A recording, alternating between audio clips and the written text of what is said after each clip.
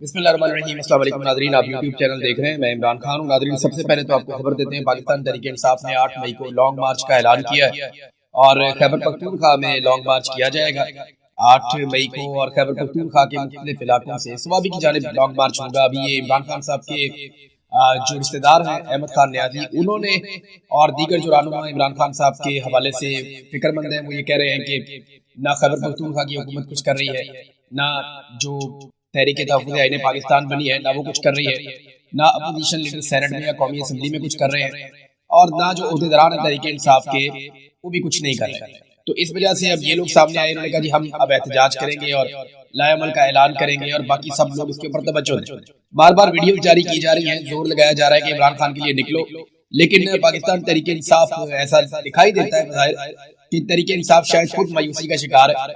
وہ عوام کو مایوسی سے کیسے نکالے؟ یعنی پہلے یہ کہا جاتا تھا تحریک انصاف کے عہدیداران کی جانب سے 4 لاکھ بندہ چاہیے، 5 لاکھ بندہ چاہیے، اب وہ کہتے ہیں کہ کروڑوں بندہ چاہیے سسٹم کو ٹھیک کرنے کے لیے، نکالنے کے لیے۔ تو خود نکلیں گے تو لوگ نکلیں گے نا، ایسا تو نہیں ہوتا کہ آپ خود گھر بیٹھے رہیں اور لوگ نکلیں اور نکل کر آپ کے لیے انقلاب لیں، یہ ممکن نہیں ہے۔ اور تحریک انصاف کافی زیادہ تقسیم کا شکار بھی ہوئی ہے، خاص طور پہ خیبر پختونخوا کی جو نئی حکومت بنائی گئی، اس سے بہت ساری امیدیں تھی۔ عمران خان صاحب نے بنائی ایسے تھی کہ یہ نوجوانوں کو اکٹھا کریں گے، موبلائز کریں گے، چینلائز کریں گے، بڑے پیمانے پہ نوجوان اکٹھے ہو جائیں گے اور ایک بہت زبردست قسم کی تحریک جنم لے گی۔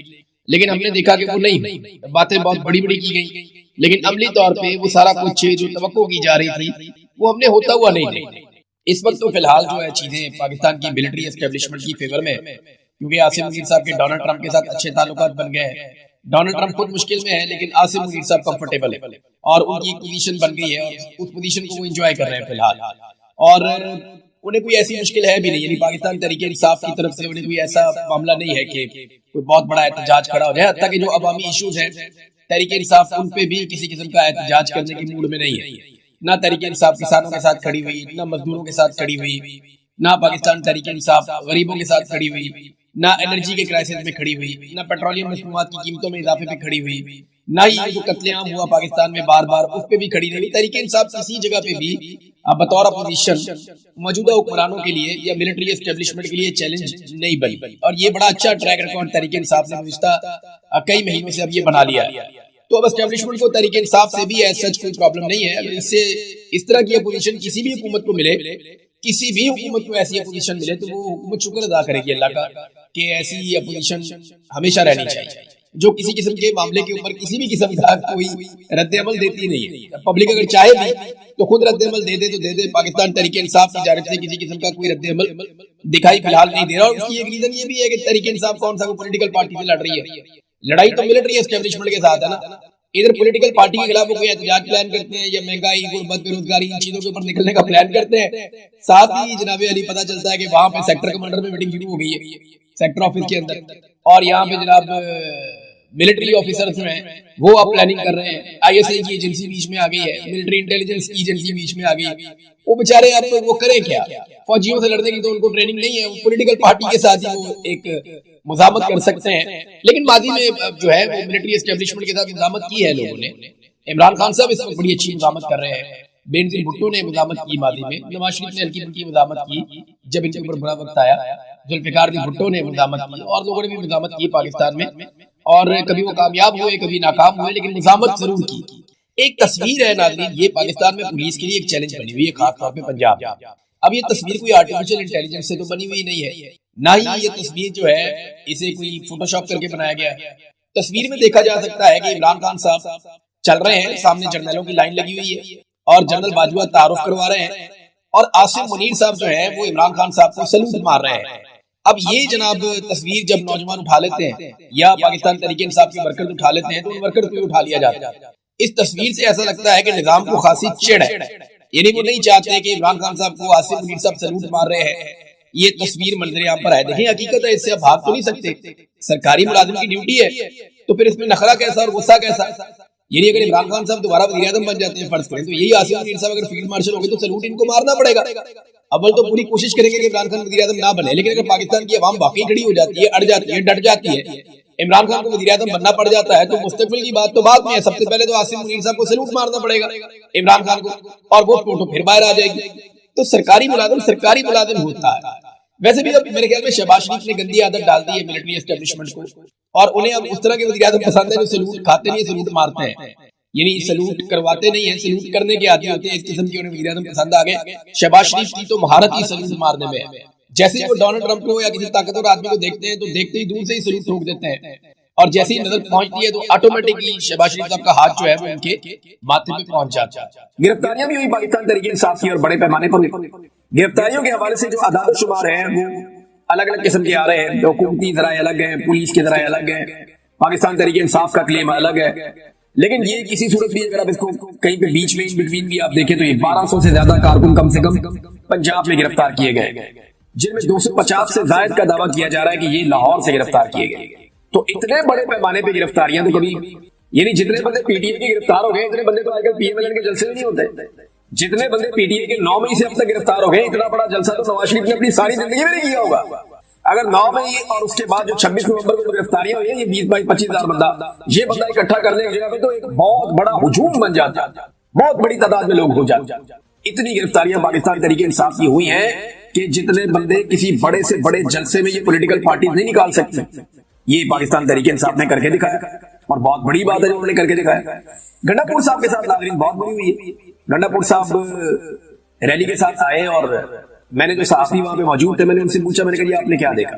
ایون ایک تو پولیٹیکل لوگ ہیں، ان سے بھی میں نے پوچھا، میں ان کا نام نہیں لے سکتا، یہ ان کے پیچھے پڑ جائیں گے، تو انہوں نے مجھے کلیئرلی کہا، انہوں نے کہا جی گنڈا پور صاحب موجود ضرور تھے، وہ ایکٹیویٹی کر رہے تھے اور پولیٹیکلی فگر ہے، لیکن گنڈا پور صاحب کو پبلک رسپونڈ نہیں کر رہی تھی اس طریقے سے جیسے انہیں کیا جا رہا۔ سوشل میڈیا پہ تھوڑا بہت ان کا شبشبہ چل رہا تھا، لیکن گنڈا پور صاحب نے جب تقریر کی تو ان کی تقریر ٹوٹل جو ہے وہ 1.25 منٹ سے 1.5 منٹ کے بیچ میں، انہیں بھی آئیڈیا ہو گیا تھا کہ دیکھیں لیڈر کو مزہ تب آتا ہے جب وہ بات کر رہا ہو لوگ سن رہے ہو۔ ساؤنڈ سسٹم تھا ان کے پاس، اگر سامنے 10-20 ہزار لوگ کھڑے ہو جاتے تو وہ ان سے بات کر سکتے تھے، لیکن لوگ گنڈا پور کے کنٹینر کے ارد گرد آئی، ان کی دلچسپی گنڈا پور میں سے ختم ہو گئی۔ تو گنڈا پور صاحب کو یہ سوچنا چاہیے تھا اپنے پاؤں پہ بار بار کلہاڑے مارنے سے پہلے کہ وہ قربان کیا چیز کر رہے ہیں اور کس چیز کے لیے کر رہے ہیں۔ وزارت اعلیٰ کے لیے اپنی سارا سیاسی کریئر، اپنی عزت سب کچھ داؤ پہ لگا رہے ہیں۔ لوگوں میں ایک بہت بڑی کریڈیبلٹی تھی کہ اس آدمی کی بریک اس جگہ پہ آ کے لگتی ہے جہاں عمران خان صاحب بلاتے ہیں، یہ ہمیشہ عمران خان کی آواز پہ لبیک کہتا ہے، ہمیشہ پہنچتا ہے اور زبردست احتجاج کرتا ہے اور بڑی اچھی ٹیمیں لے کر آتا ہے۔ تو آج انہیں ٹیموں کی گنڈا پور صاحب کی طرف لگتا ہے توجہ نہیں تھی، وہ آئے، انہوں نے تقریر کی 1.25 منٹ کی 1.5 منٹ کی، وہ بھی کوئی خاص بات انہوں نے نہیں کی، کوئی ایسی بات نہیں کی جو قابل ذکر ہو میں آپ کو یہاں پڑھ کے سناؤں، لیکن پھر گنڈا پور صاحب نکل گئے۔ تو کارکنوں کی گاڑیوں کے آگے آگے بعد میں انہوں نے کہا جی کدھر جا رہے ہیں آپ ہر دفعہ میں لے کر آتے ہیں اور واپس ہمیں نکل جاتے ہیں، واپس نہ جائیں، آپ اعلان کریں، کوئی چکر چلائیں۔ کارکن زیادہ ایکسپیکٹ کر رہے تھے، جو پیچھے سے آ رہے تھے، انہوں نے راستے روک لیے، ہو سکتا ہے شرارت کر رہے ہو، لیکن پھر گنڈا پور کے جو گارڈز ہیں انہوں نے کارکنوں کو دھکے شکے دے کے راستے کھولے اور پھر گنڈا پور صاحب سی ایم ہاؤس کے لیے روانہ ہو گئے۔ تو گنڈا پور صاحب نے جو کہا تھا نا کہ 3 ماہ میں اپنی سیاست چھوڑنے کا جو انہوں نے فیصلہ کیا تھا کہ اگر میں عمران خان کو نہ نکال سکا 3 ماہ کے اندر تو 1 مہینہ تو گزر گیا، تو میں سیاست چھوڑ دوں گا، سیاست کا اپنی فیصلہ کر دوں گا، پھر مجھے کوئی حق نہیں ہے۔ تو اپنے آپ کو جو ڈیڈ لائن گنڈا پور صاحب نے دی ہوئی تھی تو لگتا ہے ایسا ہی ہے کہ 3 ماہ میں گنڈا پور صاحب کو اس پہ فیصلہ کر لینا چاہیے، کیونکہ اب آثار نظر آ رہے ہیں کہ اگر گنڈا پور صاحب نے خود فیصلہ نہ کیا تو جس طرح کی انہوں نے سیاست کی ہے، اس سیاست کی موجودگی میں لوگ ان کا فیصلہ کرتے ہیں۔ لیکن اب فضل الرحمان کے بھائی نے گنڈا پور صاحب کا چیلنج قبول کیا ہوا، چیلنج گنڈا پور صاحب نے کیا تھا کہ میرا بھائی استعفیٰ دیتا ہے، فضل الرحمان تم آ کر اس کے مقابلے میں الیکشن لڑو۔ تو فضل الرحمان صاحب کے بھائی نے کہا کہ میرا بڑا بھائی کیا لڑے گا، میں لڑوں گا آگے الیکشن، تو تم کو اپنے بھائی کو استعفیٰ دے آگے الیکشن لڑے۔ تو اس وقت گنڈا پور صاحب کو بتایا گیا یہ مذاق نہیں کرنا، پبلک اب ڈیفرنٹ موڈ میں فضل الرحمان کا بھائی اسمبلی میں آ جائے گا اس چکر میں۔ تو پھر گنڈا پور صاحب اپنے چیلنج سے مکر گئے اور اس چیلنج کے اوپر وہ کھڑے نہیں ہے۔ ناظرین خواجہ آصف صاحب نے اسٹیٹمنٹ دیا ہے، یہ اسٹیٹمنٹ بڑا انٹرسٹنگ ہے، میں آپ کو پہلے اسٹیٹمنٹ پڑھ کے سناتا ہوں، پھر میں چاہتا ہوں اس پہ ہم تھوڑی سی بات کر لیں۔ پھر 1-2 بین الاقوامی بڑی انٹرسٹنگ خبریں ہیں۔ رشیا نے ایک بہت پرانا معاہدہ جو 38 سال پہلے ہوا تھا ان کا امریکہ کے ساتھ، اسے ختم کیا ہے، کیوں کیا وہ بتاتا ہوں، اور ڈونلڈ ٹرمپ نے ایک نئی کارروائی ڈال دی وہ بھی آپ کو میں بتاتا ہوں۔ خطے کے حالات بڑے انٹرسٹنگ ہو رہے ہیں، پاکستان کی جو پالیٹکس ہے اس کی وجہ سے میں اس طرف جا نہیں پایا، جو انڈیا کے ساتھ ہو رہا ہے، یوکرین اور روس کے درمیان جو ہو رہا ہے، اور جو امریکہ اس وقت انٹرفیئر کر رہا ہے اس ریجن کی سیاست کے اندر، اور پاکستان کا کھڑا ہے، بڑا انٹرسٹنگ سینیریو اس وقت چل رہا ہے، اس پہ ہم بات کریں گے بعد میں۔ لیکن آپ یہ دیکھیں خواجہ آصف کہتے ہیں بیوروکریسی پہ تنقید کرتے ہیں، وطن عزیز کی آدھی سے زیادہ بیوروکریسی پرتگال میں پراپرٹیاں لے چکی ہے۔ پرتگال یہ انہوں نے کھولا ہوا تھا، ایک اسکیم کھولی ہوئی تھی پرتگال میں کہ اتنے پیسے لا کے انویسٹ کرو تو وہاں پہ ویزا مل جاتا تھا اور وہاں پہ جو ہے آپ کو ریزیڈنسی مل جاتی تھی.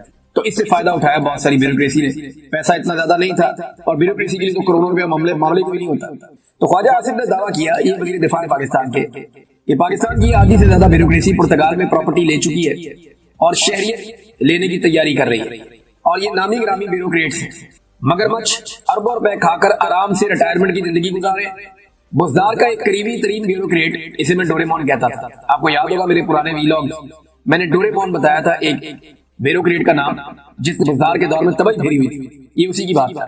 بزدار کا ایک قریبی ترین بیوروکریٹ 4 ارب روپیہ اپنی بیٹیوں کی شادیوں پر صرف سلامیاں وصول کر چکا ہے.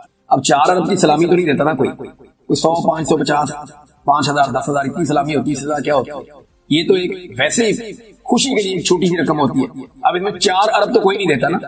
تو یہ بلیک منی کو وائٹ منی کرنے کا بھی ایک طریقہ ہے. 4 ارب کی صرف سلامی وصول کر چکا ہے اور آرام سے ریٹائرمنٹ کی زندگی گزار رہا ہے. سیاستدان کو ان کا بچہ کھچا کھاتے ہیں. یہ خواجہ آصف کہہ رہے ہیں کہ سیاستدان ان کا بچہ کھچا کھاتے ہیں. یہ بیوروکریٹ اتنا زیادہ کھاتے ہیں کہ جو بچ جاتا ہے وہ سیاستدان کھاتے ہیں اور چبلے مارتے ہیں. نہ پلاٹ نہ غیر ملکی شہریت، کیونکہ الیکشن لڑنا ہوتا ہے. پاک سرزمین کو یہ بیوروکریسی پلیت کر رہی ہے. اچھا خواجہ آصف صاحب کو یہ بات میں بتا دوں کہ یہاں جو مشہور ہے نا پاکستان میں ایک چیز، وہ یہ ہے کہ جو پاکستان کی کریم ہے نا وہ اسٹیبلشمنٹ کھا جاتا ہے. اس کے بعد جو اس کے نیچے باقی بچا ہوا دودھ ہے وہ بیوروکریسی پی جاتی ہے. اور پھر سیاستدان کہتے ہیں جو ہانڈی میں لگا ہوا تھوڑا بہت سائڈوں پہ کچھ بچا کچا ہوتا ہے وہ ہمارے حصے میں آ جاتا ہے اور سیاستدان پھر منہ کالا کر دیتے ہیں وہ کھا.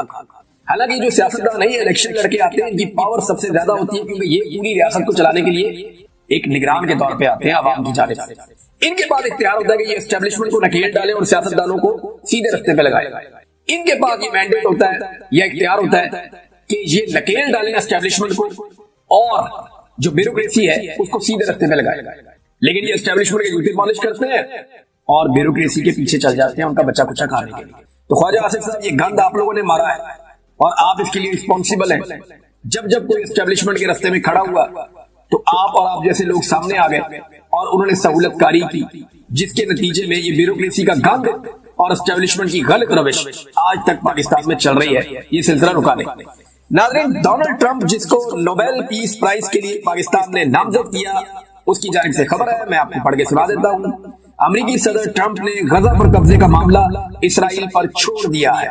اور امریکی صدر سے صحافی کی جانب سے سوال ہوا کہ غزہ پر اسرائیلی قبضے کے منصوبے سے متعلق آپ کیا کہیں گے، اور کہ ان کی حکومت کی توجہ فلسطینیوں کے محصور علاقوں میں زیادہ غذا پہنچانے پر ہے.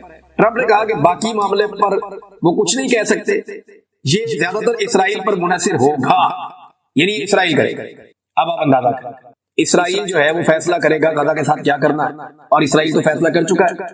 وہاں خبریں چھپ چکی ہیں پہلے ہی، اور باقاعدہ اسرائیل نے ایک پورا میپ جاری کیا کہ وہ پورے غزہ پہ کنٹرول کریں گے، قبضہ کریں گے.